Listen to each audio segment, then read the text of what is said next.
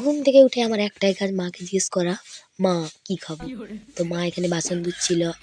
আর এখানে যে ঝাঁটাটা দেখতে পাচ্ছ আমার জন্য রেখেছে ঝাঁটাটা। যখনই খাওয়ার কথা বলবো ওই ঝাঁটাটা নিয়ে মারবে। সরি মজা করছিলাম।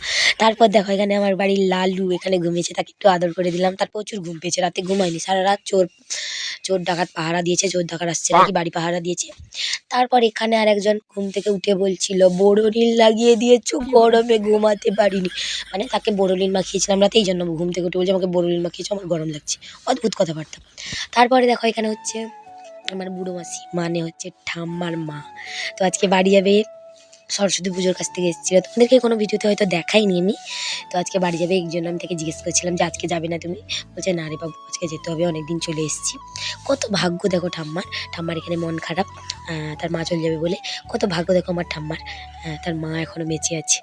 তো অনেক বড় ভাগ্য আমি মনে করি।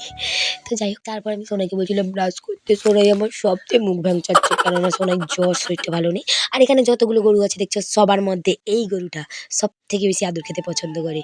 মানে তাকে যত ইচ্ছে তুমি আদর করো, গায়ে হাত তোলো, মানে সবসময় তাকে আদর করতে হবে। আর তার সাইডে তার আছে ভাই, এদের নাম আছে, এদের নাম হচ্ছে বর্ষা, আর এর নাম আমি জানি না, লালটার নাম জানি না। তো এও বলছিল আমাকে একটু আদর করো, তুমি তাকে শুধু আদর করলে হবে না। তাই একটু দুজনকে আদর করে দিচ্ছিলাম। আর ভাবছিলাম এদেরকে একটু খড় খেতে দেবো, কিন্তু না, ঠাম্মা বকবে, কেননা তাদেরকে অন্য খাবার দেওয়া হবে এখন। এই যে তাদের এখন খাবার রেডি করছে কাকিমা। তো যাই হোক, গরুদেরকে টাটা করে আমি চলে এলাম আমার ছোট্ট ছোট্ট বন্ধুদের সঙ্গে দেখা করতে। এই যে ফুলের বাগানে, এইখানে লাগানো হয়েছে কত সুন্দর সুন্দর ফুল। আর গাছগুলো বেশ সুন্দর লাগলো, সকালবেলা দেখে মন পুরো ভরে গেল। তো ভিডিওটা তোমাদের কেমন লাগলো? টাটা সবাইকে।